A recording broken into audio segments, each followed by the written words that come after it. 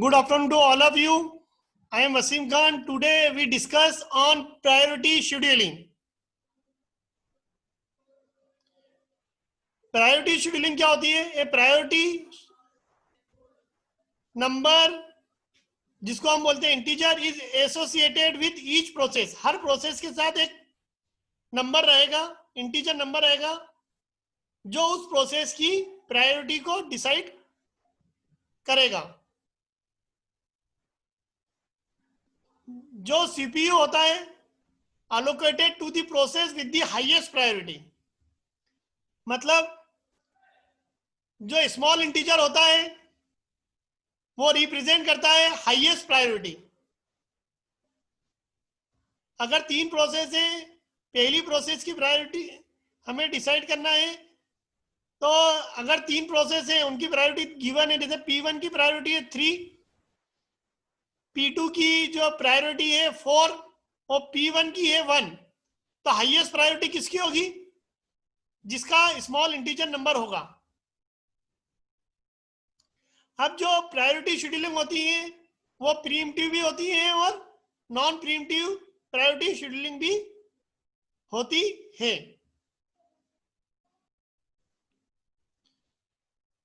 जो एसजेएफ है is a priority scheduling way priority is predicted next CPU बस time. जो एसजेएफ प्रायोरिटी शेड्यूलिंग हम पढ़ेंगे वो नॉन प्रीएम्प्टिव प्रायोरिटी शेड्यूलिंग पढ़ेंगे, लेकिन उसमें प्रॉब्लम क्या आती थी? स्टारवेशन की, कि लो प्रायोरिटी प्रोसेस को इनफाइनाइट टाइम तक वेट करना पड़ता था सीपीयू का.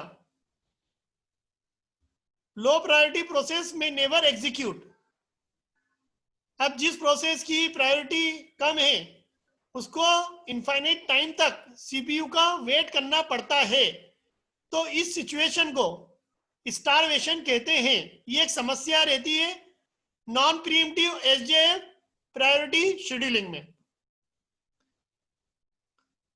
तो इस समस्या के सॉल्यूशन के लिए हम लेकर आए एजिंग.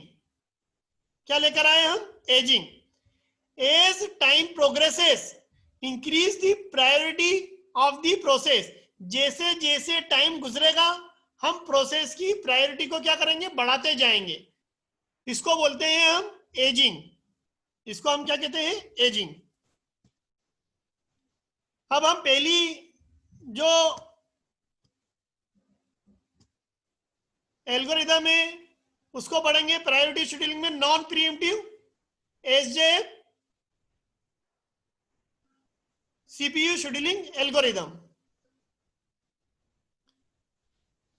सपोज हमें 5 प्रोसेस गिवन है, P1, P2, P3, P4, P5. P1 की प्रायोरिटी है 3, उसका बस टाइम है 10. P2 की जो प्रायोरिटी है 1 है, उसका बस टाइम है 1. P3 प्रोसेस की प्रायोरिटी है 4, जिसका बस टाइम है 2. P4 प्रोसेस की प्रायोरिटी है 5, जिसका बस टाइम है 1. P5 प्रोसेस की प्रायोरिटी है 2 और उसका बस टाइम है 5. अब हम सपोज करते हैं कि जो प्रोसेस है वो पर्टिकुलर इस ऑर्डर में आई है. पहले P1 आई है, फिर P2 आई है, फिर P3 आई है, उसके बाद P4 और लास्ट में हमारी P5 आई है. और ऑल एट दी टाइम 0. सभी लोग 0 मिली सेकंड पर आई हैं, लेकिन ऑर्डर ये है. तो इन पांचों में से किस प्रोसेस को हम सीपीयू अलॉट करेंगे, ये डिसाइड करेंगे उसकी प्रायोरिटी के आधार पर. अब हम 5 प्रोसेस को देखते हैं, तो हम देखेंगे जो P2 प्रोसेस है उसकी प्रायोरिटी है 1. उसकी प्रायोरिटी है 1. उसकी प्रायोरिटी है 1. क्या है उसकी प्रायोरिटी? 1. और उसका बस टाइम कितना हो गया है? 1। तो इन पांचों प्रोसेस में किसकी प्रायोरिटी सबसे ज्यादा है? P2 की। जिसका स्मॉल नंबर रहता है उसकी प्रायोरिटी सबसे ज्यादा होती है। तो इन पांचों प्रोसेस में P1 से लेके P5 तक में P2 प्रोसेस की जो प्रायोरिटी है सबसे ज्यादा है, क्योंकि स्मॉल इंटीजर नंबर है इसका। अब हम देखते हैं यहां पर जो P2 प्रोसेस है उसको हमने CPU अलॉट कर दिया, उसका बस टाइम था 1, तो 0 से लेके 1 तक चली वो। उसके बाद P2 का बस टाइम हो गया 0। अब बची हमारे पास 4 प्रोसेस, P1, P3, P4 और P5। P1 की प्रायोरिटी है 3, P3 की है 4, P4 की है 5 और P5 की है 2। तो किसकी सबसे ज्यादा प्रायोरिटी है? P5 की। 4 प्रोसेस में अगर कंपैरिजन करें तो जिसका स्मॉल इंटीजर होता है नंबर उसकी प्रायोरिटी सबसे ज्यादा होती है प्रोसेस की। अब P5 को CPU अलॉट हो जाएगा प्रायोरिटी के बेसिस पर। P5 का बस टाइम, CPU का एग्जीक्यूशन टाइम 5 है, तो 1 से लेके 6 तक चली वो। अब कंपटीशन में से P2 हट गई है और P5 हट गई है। अब हमारे पास P1 जिसकी प्रायोरिटी है 3 वो बची है, P3 जिसकी प्रायोरिटी है 4 और P4 जिसकी प्रायोरिटी है 5 वो प्रोसेस बची है। इन तीनों में सबसे ज्यादा प्रायोरिटी किसकी है? P1 की। तो अब P1 को CPU मिल जाएगा, उसका एग्जीक्यूशन टाइम बस टाइम कितना है 10, तो 7 से लेके 16 तक सीपीयू किसके पास रहेगा? P1 प्रोसेस के पास। उसके बाद P1 प्रोसेस सीपीयू को रिलीज कर देगी। अब कंपटीशन में P3 बची है और P4, इन दोनों में प्रायोरिटी किसकी ज्यादा है? P3 की 4। इसका बस टाइम कितना है? 2, तो 17 18, तो 18 मिली सेकंड पर P3 सीपीयू को क्या कर देगा? रिलीज कर देगा। अब सबसे आखिरी प्रोसेस बची है P4 जिसका प्रायोरिटी नंबर है 5, जिसकी हाईएस्ट प्रायोरिटी ना होकर क्या है? लोएस्ट है। जिसका इंटीजर नंबर सबसे ज्यादा होता है उसकी प्रायोरिटी लो कहलाती है। तो सबसे आखिरी में P4 बची है जिसकी प्रायोरिटी सबसे कम है, जिसका बस टाइम 1 है। अब उसको सीपीयू मिल जाएगा। तो 18 से लेकर 19 मिली सेकेंड तक कौन सी प्रोसेस चलेगी? P4 1 मिली सेकेंड के लिए, क्योंकि 18 पे रिलीज करा था।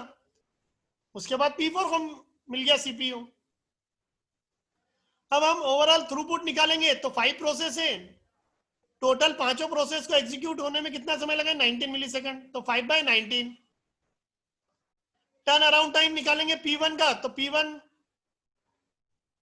P2, P3, P4 और P5 ये सभी 0 मिली सेकेंड पर पहुंची थी, हमने देखा है।